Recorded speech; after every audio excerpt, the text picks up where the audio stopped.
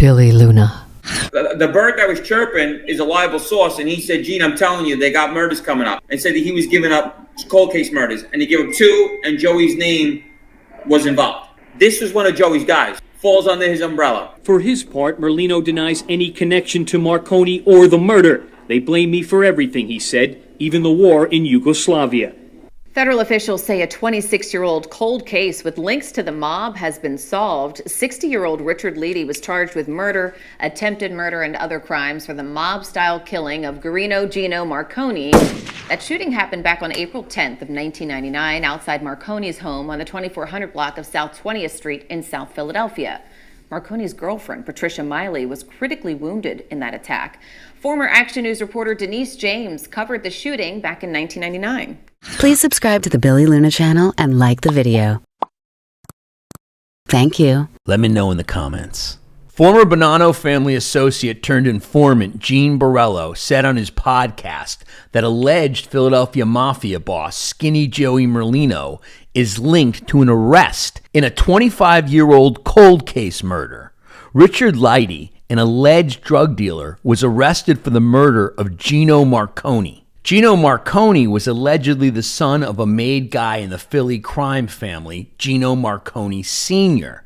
Gino Sr. and his brother Alfonso were allegedly in the crew of Philly capo Nicky Buck Piccolo. It was rumored that Gino Jr. was clipped due to not kicking up enough money to the Philly family. The Philadelphia Inquirer mentioned Skinny Joey Merlino's name in their reporting yesterday. The Junior Black Mafia also comes into play in this story. I'm going to sort it all out for you and tell you the entire murderous story. Stay tuned to the end of the video to hear what's really going on with this situation. Billy Luna. Police believe a van that burned at the scene may have been used by the gunman while waiting to ambush Marconi, then torched to destroy evidence. A weapon was recovered at the scene. The investigators and the Crime Commission speculate the incident may be mob-related. Officials say they arrested Leedy at his home, and get this, he lived just a block away from the crime scene all these years later. Investigators believe the van was used to stalk Marconi. Investigators say this hit was carefully planned and well executed.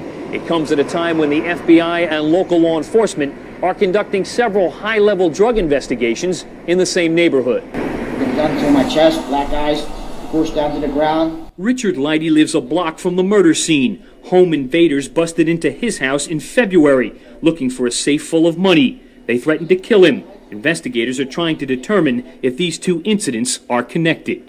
I'm concerned about my family's safety and mine, sure. For his part, Merlino denies any connection to Marconi or the murder. They blame me for everything, he said, even the war in Yugoslavia. In South Philadelphia. Stay tuned to the end of the video to hear what's really going on with this situation. On the night of April 10th, 1999, Guarino Gino Marconi stepped out of his South Philadelphia row house with his girlfriend, Patricia Miley, heading for a late dinner. A van waited across the street. A .22 caliber rifle cracked. A barrage of bullets flew, and Marconi went down on the sidewalk, a bullet in his head. Patricia Miley was hit too, clinging to life. The shooter tossed the weapon in the back seat of a van, lit the vehicle on fire, and disappeared into the night. It was a clean hit, mob style, and for 25 years, no one was charged with it. Then, on Tuesday, August 26th, 2025, the name Richard "Ricky" Leedy surfaced. Arrested just a block away from where Marconi fell, Leedy was charged with murder, attempted murder, and related crimes. The arrest sent a shiver through South Philly because the ghost of Marconi's killing had lingered in whispers and half-truths for decades. The Philadelphia Inquirer reported the old connection immediately.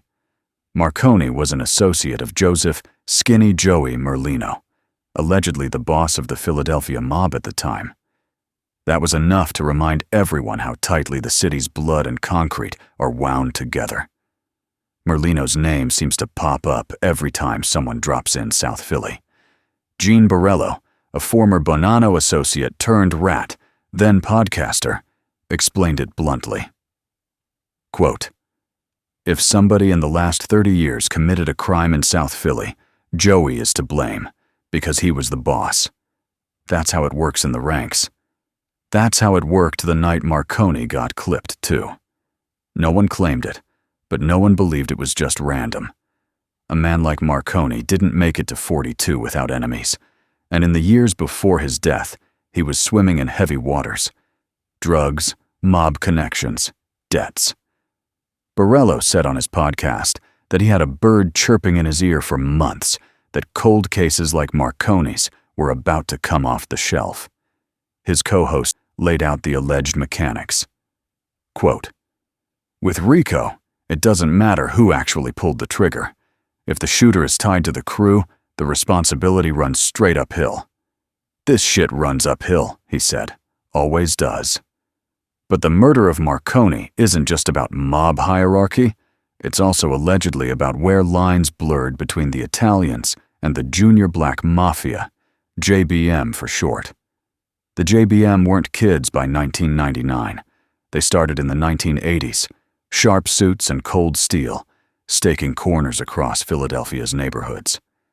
By the 90s, they were moving crack and weight, with an authority that allegedly even made Cosa Nostra take notice. Crews overlapped. Corners changed hands. Deals got made, and sometimes broken. Borrello claimed Lady had once been robbed by the Junior Black Mafia and kept his mouth shut, which, true or not, played into the picture of a man caught in the cross-currents between crews. Lady's arrest put that old underworld geometry back under the spotlight. You don't spend 3 nights in a van outside Marconi's house, as some reports claimed, unless you're acting on someone's word. And in South Philly, allegedly, people assume that word traces back to Skinny Joey Merlino. Borrello accused Skinny Joey, the newly minted cheesesteak tycoon. Quote, "He was Joey's guy, falls under his umbrella.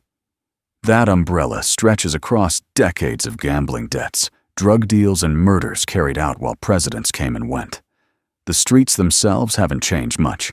Same cracked sidewalks, same corner bars where the whispers run faster than the beer taps.